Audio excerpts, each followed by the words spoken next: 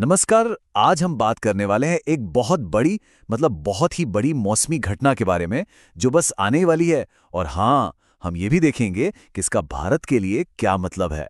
देखिए, जो आने वाला है उसे समझने के लिए हमें पहले जरा इतिहास में झांकना होगा। एक ऐसे साल में जिसने पूरी दुनिया को हिलाकर रख दिया था।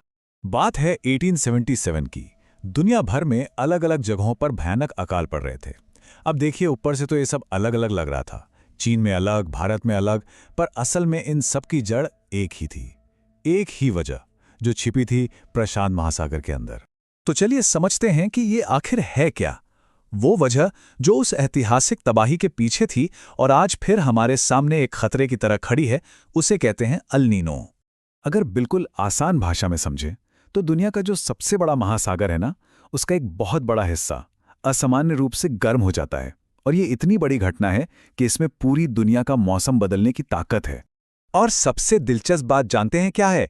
इसके पीछे का विज्ञान बहुत सरल है। बस प्रशांत महासागर के ऊपर हवा किस दिशा में बह रही है, यही तय कर देता है कि दुनिया के एक हिस्से में सूखा पड़ेगा और दूसरे में बाढ़ आएगी। तो अब आते हैं असल मुद्दे पर। 2026 में जो अल नीनो का अनुमान है वो कोई मामूली अल नीनो नहीं है। इस बार ये अलग है क्योंकि इसके साथ एक और बहुत बड़ा फैक्टर जुड़ गया है। सबसे पहली बात तो ये है कि हमारी धरती को पहले से ही बुखार है। मतलब इसका जो बेसलाइन तापमान है वो प्री इंडस्ट्रियल दौर से 1.4 डिग्री सेल्सियस ज्यादा गर्म है। अब इस पहले से बढ़ी हुई गर्मी के ऊपर एक ताकतवर अल नीनो अपनी तरफ से लगभग 1.5 डिग्री की गर्मी और जोड़ देगा।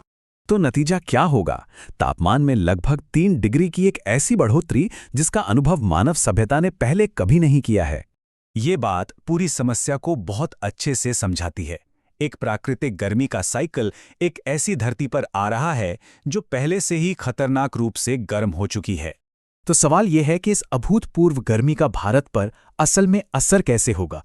माना जा रहा है कि इसका असर 4 अलग अलग लेयर्स में, या कह सकते हैं कि 4 स्तरों पर पड़ेगा। देखिए, ये सिर्फ खराब मौसम की बात नहीं है, ये एक पूरी चेन रिएक्शन है। शुरुआत होगी कमजोर मॉनसून से और इसका सीधा असर हर घर के बजट पर पड़ेगा। डेटा भी यही दिखाता है। एक सुपर अल नीनो के दौरान खाने पीने की चीजों की महंगाई 9% तक बढ़ सकती है। सोचिए, घर के बजट पर इसका कितना जबरदस्त असर पड़ सकता है।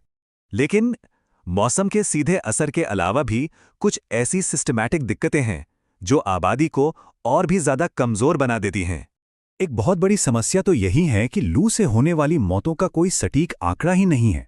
अलग अलग सरकारी एजेंसियां अलग अलग नंबर देती हैं और एक्सपर्ट्स का मानना है कि असल संख्या तो कहीं कहीं ज्यादा है।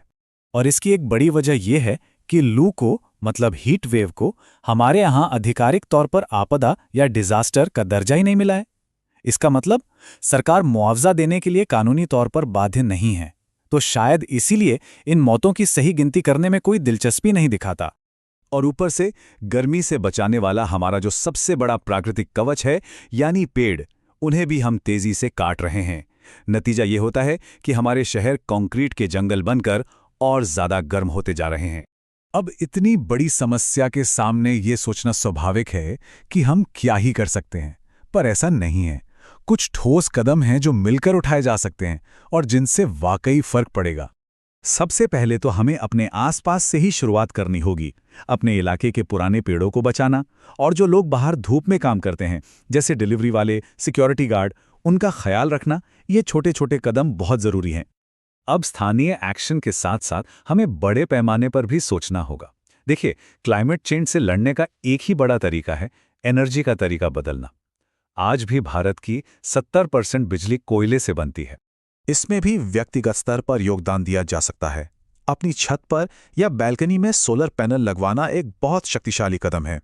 और अच्छी बात यह है कि अब ये पहले से कहीं ज्यादा किफायती भी हो गए हैं। एक बात साफ है, ये सुपर एल नीनो आखिरी नहीं होगा। भविष्य में आने वाली हर ऐसी घटना और भी ज्यादा गर्म बेसलाइन पर आएगी और भी ज्यादा खतरनाक होगी। इसलिए हम आज जो कदम उठाते हैं वही तय करेगा कि हमारा आने वाला कल कैसा होगा।